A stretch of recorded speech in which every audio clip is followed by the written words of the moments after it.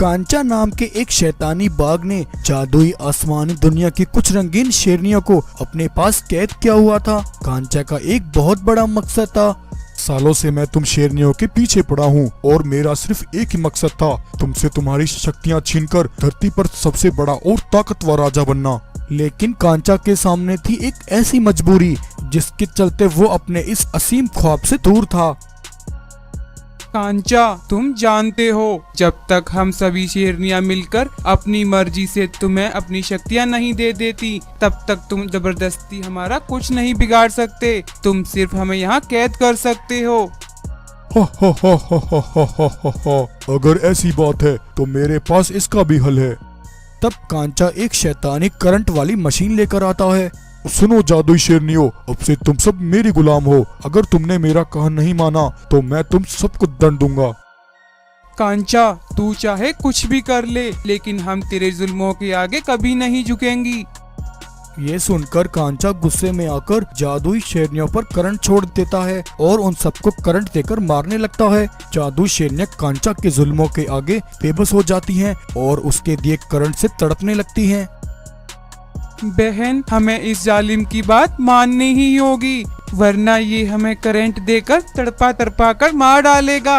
नहीं बहनों, हमें इस जालिम के आगे हिम्मत नहीं हारनी है। घबराओ नहीं, ये हमारा कुछ नहीं बिगाड़ सकता। आखिर कोई तो होगा जो हमें इस जालिम के जुल्मों से आजाद कराएगा।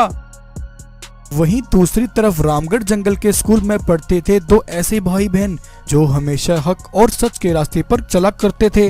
बचपन में ही माँ बाप का साया उठ जाने के कारण वो दोनों गरीबी में अपना जीवन बिता रहे थे। एक दिन भालू मास्टर उनसे कहता है, रघु, गीता, तुम दोनों ने पिछले 2 महीने से अपनी फीस जमा नहीं कराई। अगर कल तक फीस जमा नहीं कराई तो स्कूल से तुम्हारा नाम काट दिया जाएगा। गीता भालू मास्टर से कहती है, मास्टर जी, हम पर रहम कीजिए। हम दोनों बहुत ही गरीब हैं। हमारा इस दुनिया में कोई नहीं है। हम दोनों पढ़ना चाहते हैं, लेकिन हमारे पास फीस के पैसे नहीं हैं। जैसे ही हमें कोई काम मिलेगा, हम अपनी फीस जमा करा देंगे। तभी इतने में वहाँ गोरिल्ला आता है। बच्चों, तुम सभी मेरी बात ध्यान से सुनो। कल हम सब एक टूर पर चलेंगे जहाँ मैं तुम सबको आसपास के जंगलों में घुमाई कराऊंगा। इसके लिए तुम सबको 100 रुपए जमा कराने होंगे। तब गीता गोरिल्ला से कहती है, मास्टर जी, हमें भी जंगल घूमना है, लेकिन हमारे पास पैसे नहीं हैं। कोई बात नहीं गीता और रघु, तुम दोनों बहुत ही अच्छे स्टूडेंट हो। ये लो 100 रुपए। कल सुबह जंगल जाने वाली बस में बैठ जाना।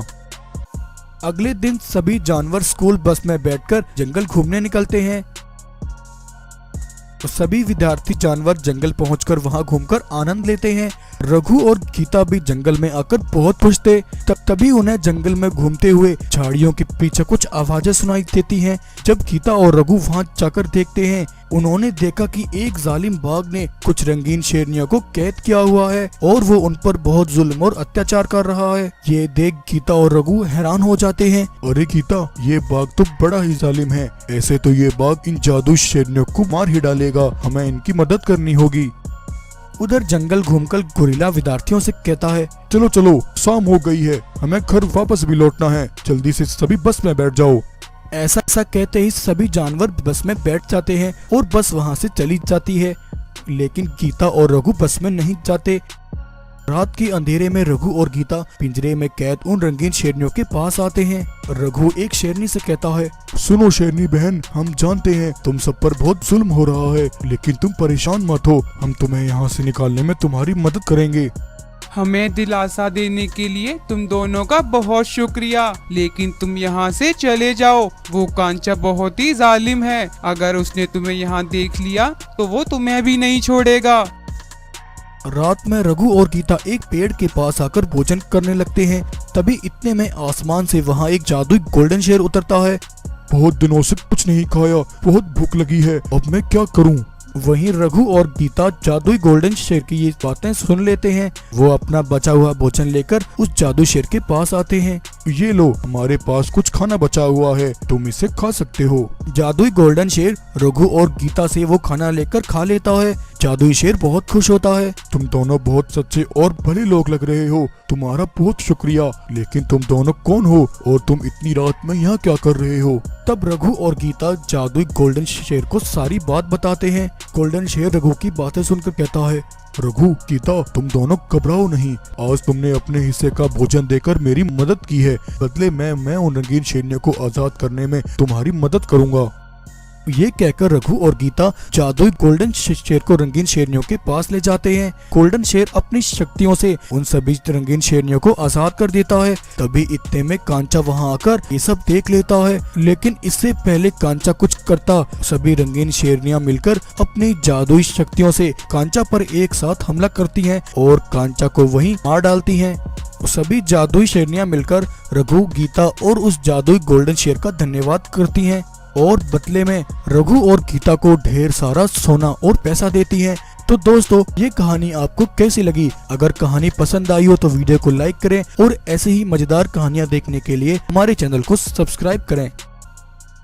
बहरामपुर जंगल पर राज करने वाले जालिम, खूनी और बेरहम हमलावर बाघ मानव जंगल में लगी दुकानों पर गरीब जानवरों से हफ्ता वसूली करने आते हैं। वे सभी बाघ मानव एक मासूम भालू को घेर लेते हैं। क्यों रे भालू, तेरी इतनी हिम्मत? जिसके राज में तू अपनी दुकान चलाता है उसी को हफ्ता देने से मना करता है। तूने पिछले और इस हफ्ते की वसूली अभी तक नहीं पहुंचाई और लगता है तू ऐसे वसूली नहीं देगा। बेरहम बाघ मानव सिपाही भालू पर हमलावर हो जाते हैं और उसे मारने लगते हैं। भालू खून से लथपथ होकर घायल हो जाता है। जंगल में इस अत्याचार को तमाशा बनकर देख रहे जानवरों के बीच भानु शेरनी इस नजारे को देख रही थी। भानु हिम्मत जुटाकर उन हमलावरों से कहती है, रुक जाओ, मत मारो इसे। इस तरह इस भालू पर इतना जुर्म क्यों कर रहे हो? आखिर तुम किस वसूली की बात कर रहे हो? ये पूछने की आज तक किसी की हिम्मत नहीं हुई। आज हमारा यहाँ से वसूली करने का दिन है। ये हमारा इलाका है और इस इलाके में जितने भी दुकानदार हैं उन सभी की हिफाजत हम करते हैं। आखिर ये किस तरह की हिफाजत है? एक निहत्थे और कमजोर पर बेरहमी दिखाना कहाँ की बहादुरी है? नहीं शेरनी, भगवान के लिए तुम यहाँ से चली जाओ। तुम इन जालिमों के मुंह मत लगो, हमें इन्हें हफ्ता देना ही पड़ता है। भालू, तुम लोगों की कमजोरी ने ही इन्हें इतना बेरहम कर दिया है। ये खुलेआम किसी भी मासूम पर कहर बनकर टूट पड़ते हैं। आखिर तुम कब तक इनके जुल्मों को सहते रहोगे? शेरनी, बहुत हुआ तेरा ड्रामा, लगता है तू ऐसे नहीं मानेगी। तभी दो बाघ मानव तेजी से भानु की तरफ आते हैं। इतने में तूफान की तरह गरजता हुआ एक जाबाज बहादुर सफेद शेर बाघ मानवों पर बिजली की तरह टूट पड़ता है और अकेला ही उन सभी को एक एक करके धूल चटा देता है। अत्याचार को तमाशे की तरह देखने वाले जानवरों के बीच आज जिस जाबाज ने अपनी बहादुरी दिखाई वो कोई और नहीं बल्कि भानु शेरनी का बेटा शिवा है। शिवा अपनी माँ के साथ बहरामपुर जंगल में ही रहता है। शिवा के पिता की आज से कई वर्ष पहले एक दुर्घटना में मृत्यु हो गई थी। तब से जवानी में हुई विधवा भानु शेरनी ने अपने बेटे शिवा को एक माँ और पिता दोनों का सहारा दिया और अपने बेटे को बड़े लाड़ प्यार से पाला। वहीं सगे भाई से बढ़कर साथ निभाने वाला और शिवा की ही तरह बहादुर और हिम्मत वाला ये है वीरू शेर। शिवा और वीरू दोनों बचपन के पक्के मित्र हैं। बचपन से दोनों एक साथ पढ़ने वाले और एक साथ खेल कूद कर दोनों जवान हुए। उस रात जंगल में बहुत तेज की तूफानी हवा चल रही थी। तूफानी रात में लाल चादर ओढ़े भानु शेरनी चंद्रमा को देखकर किसी की लंबी उम्र के लिए रखा गया अपना व्रत खोलती है। उस भयंकर तूफानी रात में शिवा अपनी माँ को ऐसा करते हुए देख लेता है। अपनी विधवा माँ को लाल चादर ओढ़े देखकर शिवा हैरान हो जाता है। माँ, आखिर ये सब क्या है? तुमने ये लाल चादर क्यों ओढ़ी है? इस सब का क्या मतलब है? जल्दी बताओ माँ, वरना आज मेरे शब्दों की तलवार उस रिश्ते को काट देगी जिसमें हम दोनों बंधे हैं। आज मैं उस औरत से बात कर रहा हूँ जिसे कभी देवी कहते मेरी जुबान नहीं लड़खड़ाई, जिसकी ममता का आंचल पिछले 15 वर्षों से हर रोज मेरी रखवाली करता रहा, लेकिन आज वही आंचल अपनी ममता से हटकर किसी गैर को छुपाने के लिए चादर बन गया है। वह कौन है माँ जिसने मेरी माँ का सुहाग छीनकर खुद को उसके मन का सिंदूर बना लिया? कौन है वो जिसकी लंबी उम्र के लिए मेरी माँ व्रत रखती है? आज मैं जानना चाहता हूँ कौन है वो जो मेरी माँ के दिल में मोहब्बत बनकर और मेरे दिल में नफरत बनकर पल रहा है। बताओ माँ, बताओ मुझे, कौन है वो? शिवा, भगवान के लिए चुप हो जाओ। ये सब कहकर तुम अपने शब्दों से अपनी माँ के दिल को छलनी मत करो। तुम सच्चाई नहीं जानते। मैं वो अभागन हूँ जिसने केवल एक सौगंध के लिए अपना सारा जीवन वनवास की तरह बिताया है। मैंने आज तक उस सच्चाई को छुपा कर रखा, लेकिन आज तुम्हारे तीखे शब्दों ने मेरे दिल को छलनी कर दिया है। आज मैं तुम्हें वो सच्चाई बता कर रहूंगी जिसके नाम का मैं हमेशा व्रत रखती हूँ। वो कोई और नहीं, वो तुम्हारे पिता हैं। हाँ शिवा, तुम्हारे पिता जिंदा हैं। मैंने ये सच्चाई तुमसे सिर्फ इसलिए छुपाई क्योंकि तुम्हारे पिता ने मुझे एक कसम दी थी कि मैं जिंदगी के किसी भी मोड़ पर तुम्हें ये ना बताऊं। ना तुम अनाथ हो और ना मैं विधवा। लेकिन आज तुम्हारे शब्दों के बारूद से वो कसम की दीवार टूट गई है। शिवा, तुम्हारे पिता एक डॉक्टर थे। वो जिस अस्पताल में काम करते थे उसके मालिक को जंगल के जानवर देवता की तरह पूजते थे, लेकिन हकीकत में वो मासूम जानवरों के अंगों का व्यापार करता था। ये राज तुम्हारे पिता को उस दिन पता चला जब रोती बिलखती हुई एक गाय तुम्हारे पिता वीरभान के पास आई।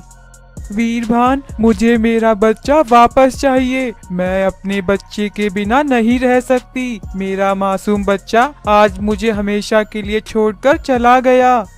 गाय, ये तुम क्या कह रही हो? तुम्हारा बच्चा तो बिल्कुल स्वस्थ था, आखिर वो अचानक से कैसे मर सकता है? वीरभान फौरन अस्पताल पहुंचकर गाय के बच्चे को देखता है। वीरभान ये देखकर हैरान हो जाता है कि उस गाय के बच्चे के पेट से उसका दिल गायब था। हे भगवान, आखिर ये कैसे हो सकता है? तभी वीरभान के पीछे से एक आवाज आती है। देख क्या रहे हो वीरभान? उस गरीब गाय के बच्चे का दिल अब एक अमीर बाप की औलाद में धड़क रहा है और ऐसा करने के बदले हमें 2 लाख रुपए मिले हैं। सोचो वीरभान, ये पैसा तुम्हारा भी मुकद्दर हो सकता है अगर तुम मेरे साथ हाथ मिला लो। ये सुनकर वीरभान के होश उड़ जाते हैं। उसे तेजा की बात पर बहुत गुस्सा आता है। वीरभान तेजा पर हमला करता है और उसे घसीटता हुआ राय बहादुर के पास लेकर आता है। गौर से देखिए महाराज, ये वो सफेद पोशाक कसाई है जो पैसे की आग में लाशों का कारोबार करता है। आपके अस्पताल को इसने मौत का अड्डा बना रखा है। आप नहीं जानते महाराज, आपके अस्पताल में ये जालिम न जाने क्या क्या कर रहा है। वीरभान, खामोश हो जाओ। तेजा के बारे में तुम जो मुझे बता रहे हो वो सब मैं पहले से जानता हूँ और मैं ये भी जानता हूँ कि ये सिर्फ एक मोहरा है और इस सिस्टम का असली रिमोट कंट्रोल किसी और के हाथ में है। महाराज, अगर आप सब जानते हैं तो आप खामोश क्यों हैं? कौन है वो? हो। वीरभान, लगता है तुम्हारा दिल बहुत कमजोर है। अगर तुम जानना चाहते हो कि इस सिस्टम का कंट्रोल किसके पास है तो सुनो, वो कंट्रोल मेरे हाथ में है। अस्पताल में काम करने वाले सारे डॉक्टर मेरे इशारों पर काम करते हैं। यहाँ आने वाले मरीज की जिंदगी और मौत का फैसला राय बहादुर यानी मैं करता हूँ। ये सुनकर वीरभान के होश उड़ जाते हैं।